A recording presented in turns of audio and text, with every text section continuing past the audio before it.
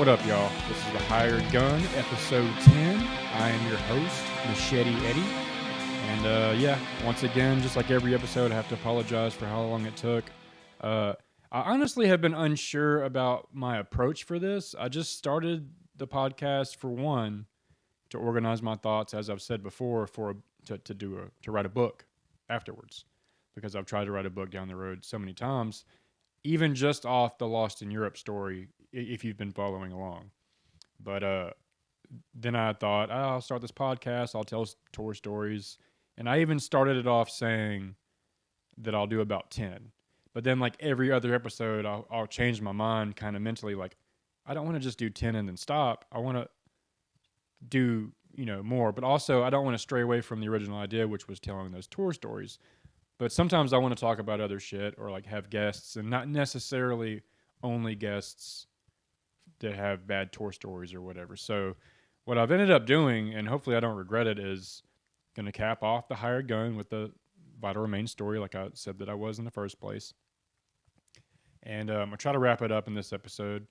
And then I've already started a new podcast called the What a Blast podcast. And for the most part, I'm going to have guests on that. And if the first episode has Tony Cole on it, so check that out if you have a minute. Second one was BJ Cook from Pantheon, which is a band that I've toured with recently. I did a couple weekends with. And so those are pretty cool. Be sure and check those out.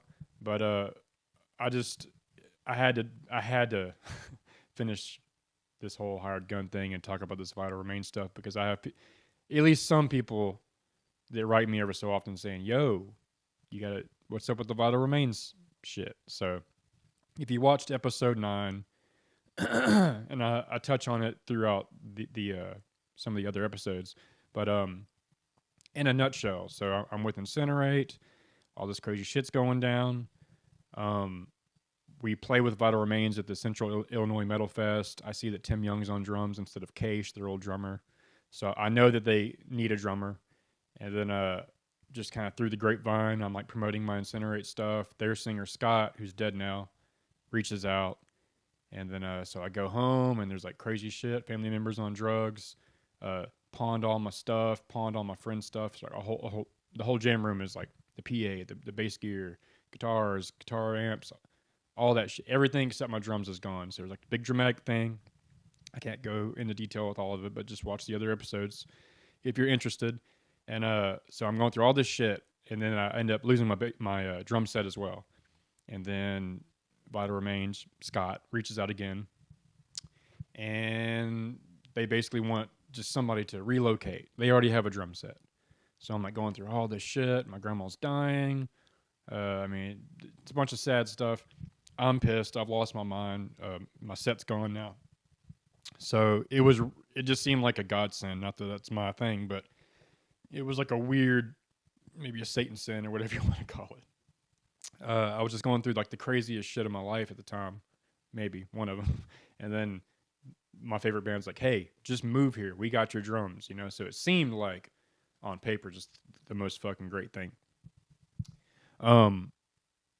So yeah, I had to scrounge. I used my brother's drum set. My friend Travis used his camera. We figured it out. But I made a little tryout video. It was good enough for one of the songs to fly out. I can't remember if they flew me out originally or if we split the cost or what. But yeah, in the last episode, I talk about flying out.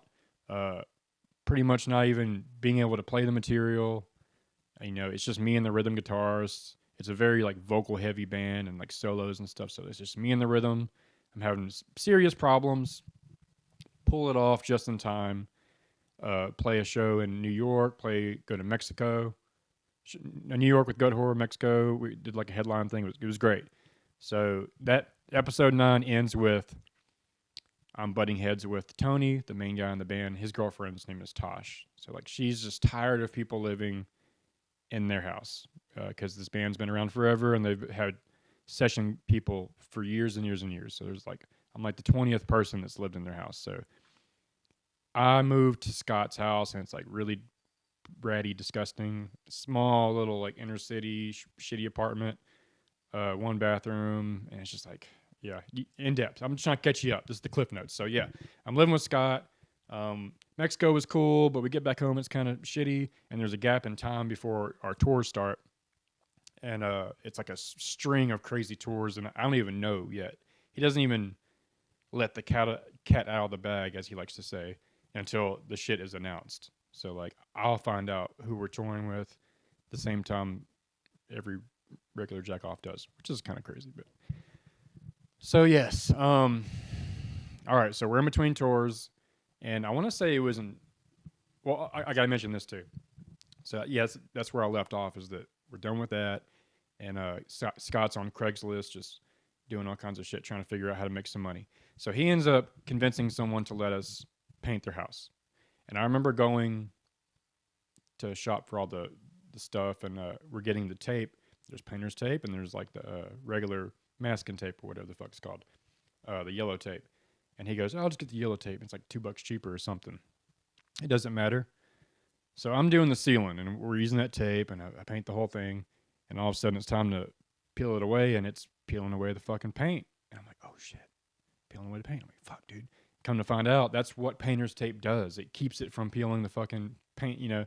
And so we look like fucking idiots. That was fucking embarrassing. And I remember being on that site, eating like a sandwich or whatever, and a bird shit on Scott's hair. Like I was like looking right at him, and bird shit goes. So nothing too crazy, but I just remember it was like we were hustling so hard, I was broke as fuck, and we're waiting for April to come around. I'm thinking, I mean, I'm bad with timelines, but regardless, and I'm probably skipping some tours here, but because that Halloween or that Mexico stuff that was in October, and then there had to have been some stuff before the Pinhead thing, but I'm just going to jump ahead to the Pinhead because there's so much to talk about. So yes, and I want to say that was April. Now we're doing this tour with Pinhead from San Antonio. Noah Shark Robertson, he's from Dallas. He was living in Hollywood at the time. Him and his homies had this band. They were just living in a jam room, washing their hair at the 7-Eleven bathroom, roughing it, you know. And it was really kind of inspiring at the time. Like they just really went for it. Great guys. So Noah's playing drums for Pinhead. And maybe it was before that. No, it couldn't have been before that. I felt like we met in Vegas for whatever reason. We had to have met in Vegas because that's where John Haidt joined the band. So that was the thing about this tour was we didn't have a lead guitarist. We're always hiring different guys. So this guy John Haidt, he's playing for Pinhead, and now he's going to be, at least on this tour, the new lead guitarist. But we haven't met him yet. We never jammed with him. So we went to the Cheyenne Saloon in Las Vegas to play this headlining set with this guy that we just met. And so like I remember like seeing him, the van, all that for the first time, going over the stuff with him in the back. I remember the drummer for Guttural Secrete was there. There was a few people there. It was a cool show, just stressful because it was like the first time with him. So like I'm trying to go over with him all the little tricky parts because sometimes it'll like do the riff 3 times instead of 4 times or whatever. And so there's all those little moments where I'm looking at him like, oh, and he'd miss it. And I'm like, oh, crap, we have to fix it or whatever. So, yeah, meet him, play that. I remember we go to Hollywood. It was not my first time in Hollywood, but this was a good time for the most part. And there were good shows spread throughout this Pinhead tour, but for a lot of the shows were not good. It was actually just kind of 100 people, which is okay. But, I mean, when I'm joining my favorite band, I'm expecting to play like big crowds, and this is just kind of like what I would expect if Cancer Horde did a tour. It was all right though. I'm not trying to be too much of a hater. I was in a weird kind of negative headspace at the time. But anyway, so we go to California, and God, I'm having a blank on this California band that we were. Ledema Census. All right, they're Mexican, like satanic band or whatever. They're really cool. And we were using their gear and stuff at the time. I want to say they were helping us out a lot. Boris was the singer. He was booking a lot of the shows. And I think they have quite the following in that area. So we did like 3 shows there. And one of the most dramatic things that happened while we were in California, I remember, was there was a few things. But we're playing, I don't even remember what town. I'm going to say Ventura or something. I don't know. Maybe I can put it afterwards. But it was like some Christian lady throwing the show, and for whatever reason, I don't really know, but she basically took all the money that was raised from the show and ran and left right before we played. So Tony's kind of old school, and he's like, "We ain't playing until we get paid," basically. So we run out the clock, and all of a sudden it's curfew, and everyone there. Not that it's like insane amount of people, but there's probably like 300 people, and there's footage of this too. This is a great video. But yeah, they're getting riled up. Like they're fucking. We're Scott's like, I want you to go in the bathroom and fuck everything up. He's basically trying to convince everyone to just riot for them stealing our money and then turning off our amp. So yeah, they let us play one song. We played "Dechristianized," which is a fucking 13-minute song, and they go fucking crazy because they had just been like fucking over an hour of like, come on, you know. So that was crazy, and it wasn't the only time. We were in Houston playing some fest, and once again, I can't think of the goddamn band, but it was some 80s band from that area, I think. I don't fucking know, but for whatever reason, this 80s band is like the co-headliner for this Death Fest that we're playing. And I'm hoping they'll come to me. But anyway, they just keep playing and playing, and no one gives a fuck about this band. And it's like, you know, blah, blah, blah on guitar. And apparently he's a really good guitarist. My old guitarist, Larry, was like, dude, he's fucking sick when I was telling this story. But at this show, in this moment, no one gives a fuck. He's trying to squeal, no one gives a fuck. And I'm pissed because, like, dude, we're supposed to have gone on like fucking 45 minutes ago, and they just keep milking this shit. And I also remember Pinhead had hired Tim Young to play drums because this is like where they're from. Houston's, I want to say where they're based out of. Louis Campos? Louis Matos was the guy on Pinhead. He booked most of the tour. He's from Houston. So I think this might have been his fest even. But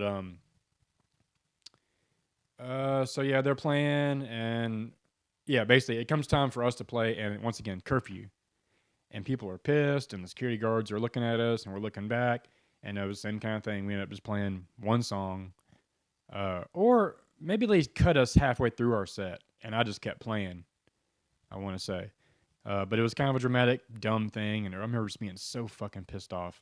But anyway, the point I was going to make was that Lewis hired Tim Young, even though Noah was on drums. Noah was pulling the shit off just fine, but he hires Tim Young just for the namesake or whatever, as it was a CD release show, I guess. And I mean, I guess I can kind of see it, but I can see from Noah's point how fucking annoying it was having Tim Young like, dude, I can play this shit. Why are you paying this dude all this fucking money, flying him out and all this bullshit?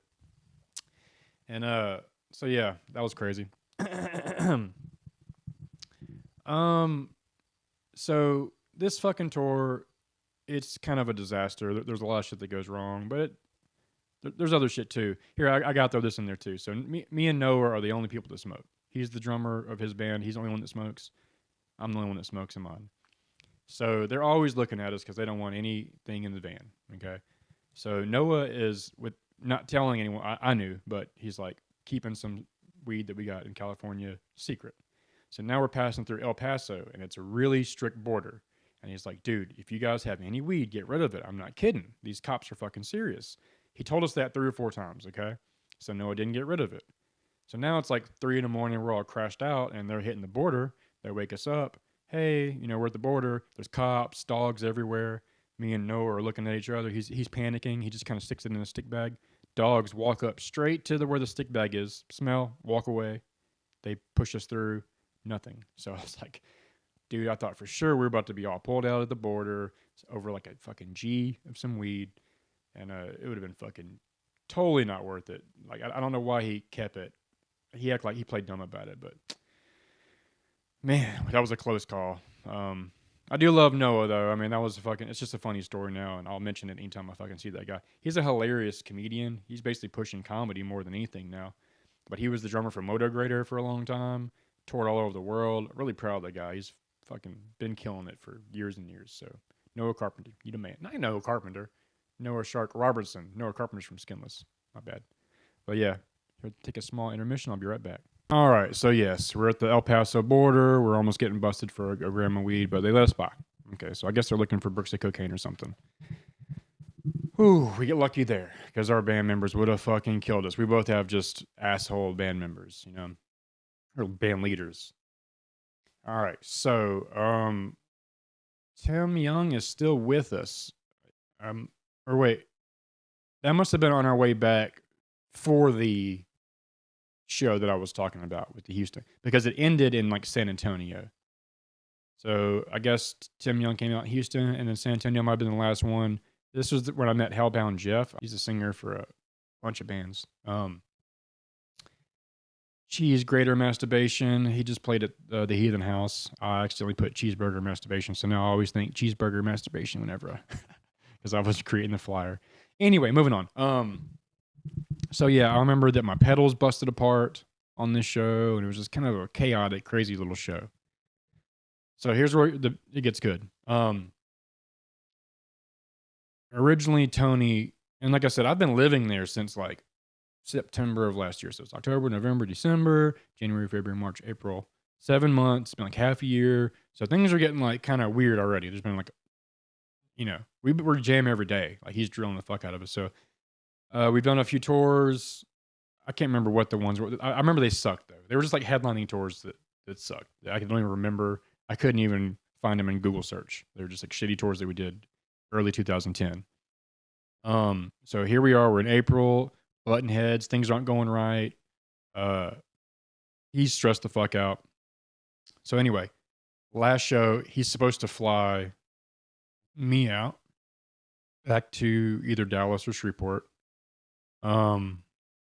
He's flying John Haight. John Haight was already living in Houston. Let me think about this for a second. Well, they're all flying back home. So Tony's flying back, Scott's flying back, Gator's flying back to North Carolina, and he's supposed to fly me back too. So he also owed me like $200. He hadn't paid me like I'm supposed to make like 50 a show, I want to say. So he hadn't paid me for like, I'm expecting this $200 and flying me home. So Noah's driving back from San Antonio to Dallas, and I'm like, hey man, I can ride back with you. It'll save Tony a flight, because he hadn't actually booked the flights yet. So, it's a foggy memory. So I go and tell him, hey, I'll save you some money. I'll go with Noah. I remember being bounced around where he said that Lewis was going to pay me the money that I was, because he's like the tour manager. And then when I go to Lewis, he's like, no, Tony's going to pay you. So then I go back to Tony, and like, I remember Tim Young being right there too. Hey, Lewis said, you're going to pay me the money. He snaps on me. Okay. And I'm already in a weird, crazy mindset. Like, if you've been following, like, I've been through all kinds of shit. My grandma's dying. My dad's on drugs. I've been on my own, living out of a suitcase for like fucking years now. I'm having homicidal thoughts like daily. I'm thinking about killing this motherfucker daily, it seems like. And now he's like, I ain't paying you shit. I can't remember what his excuse was. He had some kind of like blah, blah, blah. And I remember just being like, that is fucking bullshit. And I was going to like punch him in the face, but it's like, big deal. He's a big guy, and he with a bad attitude. I'll punch him in the face unless I fucking hit him just right somehow, and he fucking, But no, I'm about to fight this dude, and it's going to get fucking brutal. And I'm like, I have to fight him to the death, basically. You can't just fucking fight Tony Lazzaro in like a little pinch you and you fucking like, you got to fucking take him out. He's just too big and scary. So I don't punch him in the face. I'm just like, whatever. So he leaves, and I'm pretty much thinking I'm done with the band. When I went home, I was like venting, all this bullshit. And then, so yeah, I ride home with, I don't even know it's a little blurry. I remember went to Dallas with Noah, met his girlfriend and all that stuff. Well, she's the one that brought us. And then I guess I took a Greyhound. I must have had some money, because I made it home barely somehow. And, yeah. So now some time is going by. So it's April. I imagine maybe like the rest of April, May. Oh yeah, I got some coffee here. I'm kind of just preparing for what's next. And the next tour ends up being Pestilence. No, no, no, no, no, no, no, no. I'm wrong. I'm not there yet. The Planetary Depravity Tour. So it's Dying Fetus on their CD release for uh, Born into Depravity. It's the Faceless Planetary Duality or whatever. It's like they're playing that whole fucking album, I think. Uh, fucking In Full Darkness, Beneath the Massacre, Suffocate. Yeah. Anyway, it was a sick ass tour that I couldn't say no to. And this was the first tour really that was like badass. Like there was Mexico, and then it was just like a series of just like Vital Remains headlining tours that just weren't kicking ass. And so yes. So I just remember being stressed because I'm like, we're broke. We're fucking living in Pawtucket, Rhode Island. We're doing all these fucking anything we can do to make money. I'm walking the streets looking for jobs. I'm on walking to the library, getting online every day looking for jobs. Couldn't find any fucking work in this fucking place. So it was really like I'm eating SpaghettiOs every day, and it was crazy. So finally, there's this big tour, and I'm like, I think I even like flew myself out this time just because we were, I don't know, we were really butting heads. Um, which tour was that? God, there's so many. It just mixes in my head. But yeah, because that was something different. Sorry, my brain is just going. Pss, pss, pss, pss, pss. Okay, so yes, I go back and we start preparing for this Planetary Depravity tour. Faceless, fucking Dying Fetus, Beneath the Massacre. It's this crazy fucking thing. And so we have we're touring from like East Coast all the way to Seattle. So once again, we got this headlining tour, and it's just like 80 to 100 people most of the time. It's just nothing too crazy. It's stressful as fuck.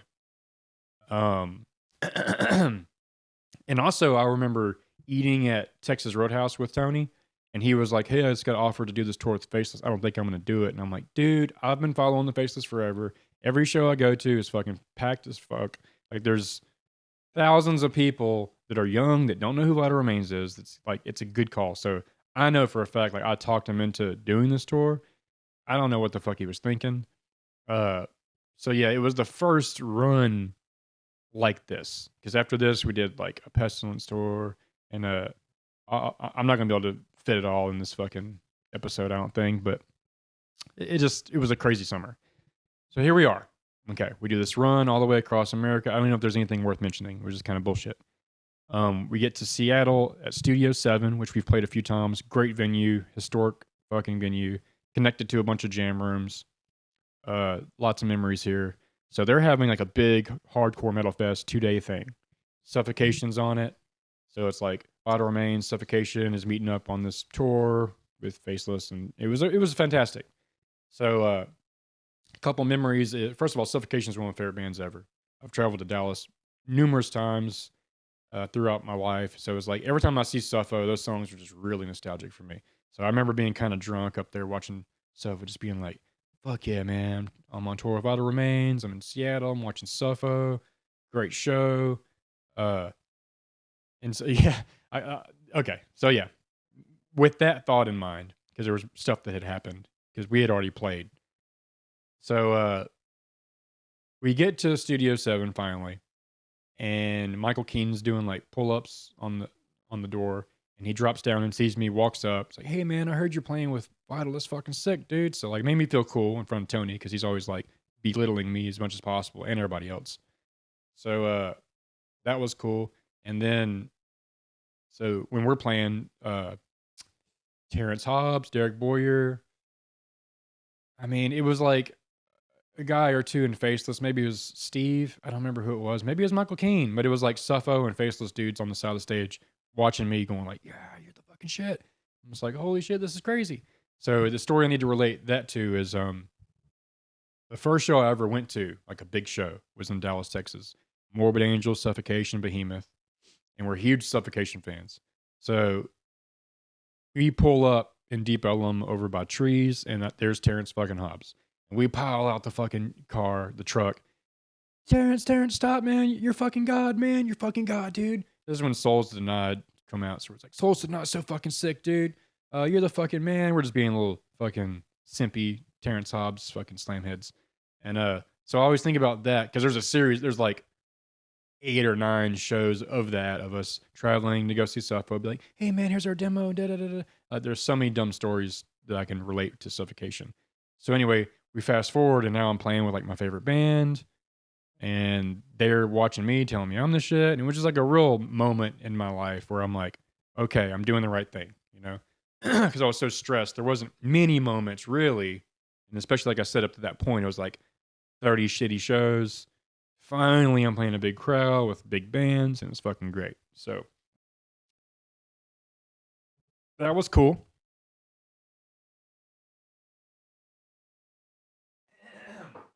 So now we start this tour, and Beneath the Massacre is like right after me, and I'm like such a huge fan of this band, and they were always so nice, and I remember the drummer just like always praising me and being so nice. I'm like, damn, dude. But it was like for me the next level. You know, it's one thing to be the baddest drummer in your small town when you're playing a shitty bar with a shitty PA. It's another thing when you're playing with a band that people are familiar with triggers and a big PA. People fucking know what how it's supposed to go, and you're touring with other badass musicians, and they're killing it. So it's very like humbling, you know. So I'm doing this tour, and it's my first big tour. All right, so I can't even remember too many of the shows, and honestly, I could spend so much time. I'm sure if I was just looking at all the dates, but I just kind of remember that moment being huge. And let's see, do I have any? I know one thing during that Seattle show is so you can only drink upstairs, and no one had ever told me. So I had all these Heinekens because that was my beer of choice for a long time, and I had these like cargo pants on, so I had like beers all in my pockets, and so I don't know if it was Suffo or maybe it was Faceless or something. I don't think it was Suffo yet. Um, but whoever's probably Fetus actually. So I go up on stage and there's a stagehand security guard, and I'm like, yeah, man, yeah, with my beer. And he fucking grabs me by the back of my neck and yanks me off stage and yanks me down the hallway and like forces me out the back door. And I see Gator, our bass player. He's like, what the fuck's going on? And the dude's just like, what the fuck? You could get us shut down for drinking, just ringing me out about drinking downstairs, which I didn't know. And I was truly sorry. Like, I was like, dude, no one told me. I'm in the band, one of the bands. I want, whatever. So it was kind of a thing where instinctly I kind of wanted like judo fucking throw him or something. But I'm not trying to cause trouble. Like, I was having a good time, and I'm like, why does he trying to kick my ass? I mean, he was kind of grabbed me, and I'd like kind of slip out, and he kind of grabbed me, and maybe that's why he was getting more rough because I kept like kind of, resisting. All right, I'm back. I was gonna try to wrap up all these tours in this one episode, but I don't think that's gonna be possible. So I'm just gonna kind of detail a few of these. I have a few shows pulled up on this shit. So Suffocate was on this tour, and they're kind of a band that like came and went. But I remember their singer is probably one of the best like guttural vocalists that I've ever come across. I can't think of his name anymore. Brandon, maybe. I'm probably wrong there. I don't know. But that dude was sick as fuck. And he's got a new band. I remember. I don't remember his name right offhand, but insane vocals. Suffocate was a good band, and they kind of vanished off a little bit. Obviously, Beneath the Massacre was on that bitch. This tour went from November 14th to December 15th. So it was a full month. It started out in Seattle and it ended in Los Angeles. So it went all the way to fucking New Orleans, New York, and then Canada even, and then went back. So on this one, I remember that we actually didn't go to Canada. They wouldn't let Scott because he had a felony. So I ended up being a dramatic thing. And then Summer Slaughter, we just ended up going without Scott or Gator. So it was just us, lead guitar, or like me, lead guitar, and then Tony playing rhythm. Yeah, New York, Gramercy Theater was fucking sick. Yeah, once again, I mean, there's just a lot of memories kind of jamming together in my head, but nothing too crazy. And I remember playing Fort Worth, Texas at the Ridgely, so that's like where I would always go for shows. So that was so sick to like play basically kind of one of my hometowns. So I had like so many friends there. Same thing with New Orleans. I ran into some friends like on the street and was like, "Yo, dude, I'm playing fucking like House of Blues or something." The High Ground is what this was. Um, but yeah, so after this tour, you know what? It was before this tour. So because that says what was it? Yeah, that's already in November. So much time is passing, and I do remember that. I remember there being months where I'm like stretching just like a couple $100 for like so long trying. We were broke as fuck, dude, for months. And if that's the case, then yeah, we were fucking. That was crazy because I actually thought this was the summertime. Huh? Yeah, I thought that was in like May or something. I could have sworn. So like I said, I'm terrible with timelines, but this was definitely before the other stuff I'm going to lead into. So before this, so we do that Pinhead tour. We meet John Haidt. He comes along. He's living with Tony. They kick him out. So now he's living in my room at Scott's house, as if it wasn't bad enough. And so he's like big on drinking like whiskey and shit, and they hate that. So like I'm the pothead. He's the whiskey guy. I mean, he never was a problem, honestly, ever. I love John Haidt, and he's kind of hard to find these days, but we got really close, and he's a fucking fantastic guitarist. Tons of videos online with him and me with Vital. He was fantastic. Um, but yeah, like so he's living with me, and things are just getting wild. And then that tour, so like so much happens. All I can really say is like we're touring in like a Durango. We're opening, so I don't know how much money we're making. I'm gonna say like maybe even like 400 or something, which isn't a lot for Vital Remains. So I understand from Tony's point of view, money's tight because we're getting motel rooms and all that kind of stuff.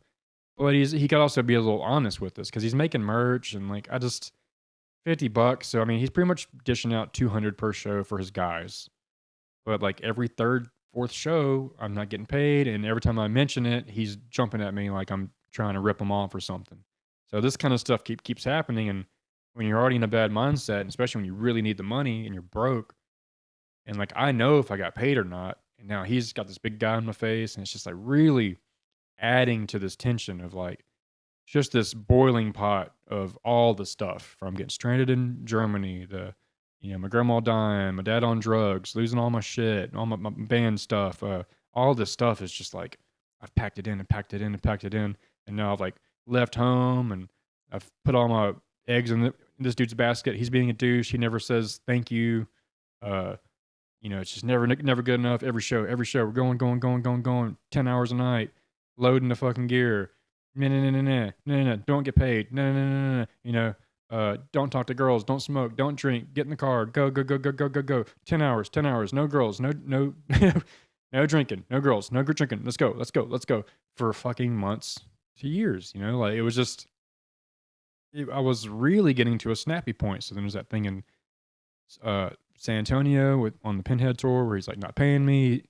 I'm doing him a favor by not flying me out. So maybe he wasn't gonna fly me. He was gonna ditch me. I don't know. So that happens. Now we're on this tour. We're still not really like getting along great. He's a good guy, and I respect the hell out of Tony. But he has a chip on his shoulder. Anyone who was ever involved with the band, they just didn't have what it takes. And he wrote everything. So it's kind of one of those things where it's like I respect him.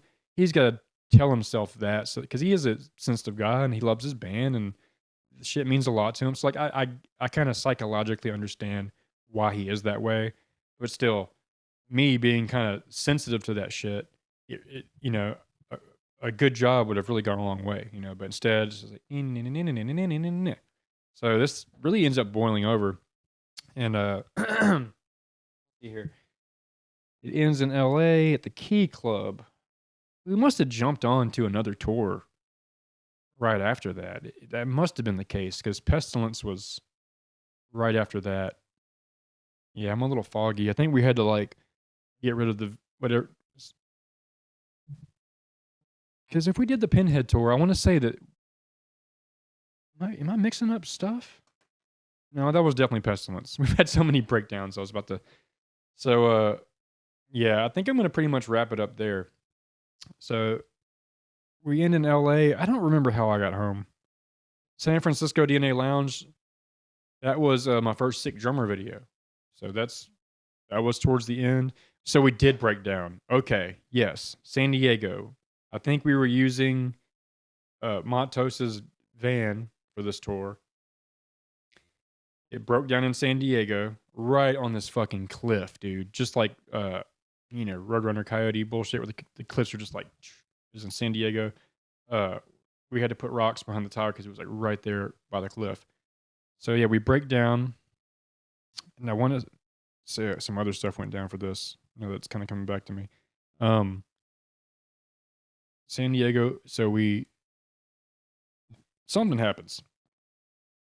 Maybe we used Tim Young's van or some bullshit. We figure something out. We shoot to DNA Lounge, San Francisco, make it just in time. So that Sick Drummer video, it's like I literally showed up with my sticks, put my shit on stage, and boom.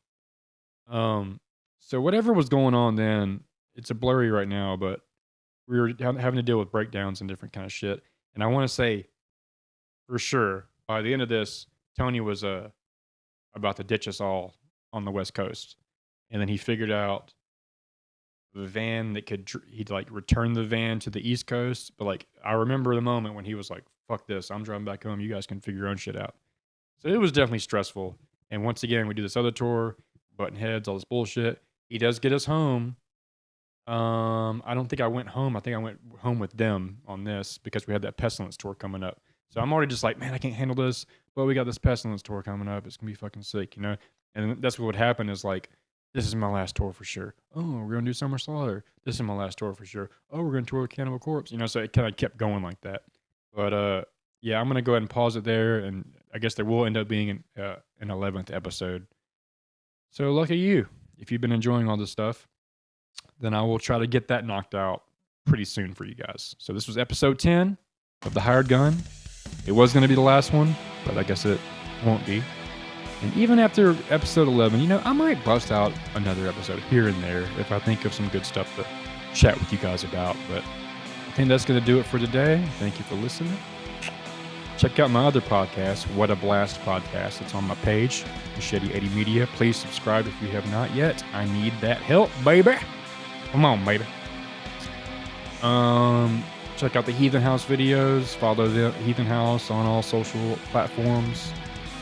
And yes, I'll see you guys soon. Thanks for listening. Fucking dead now.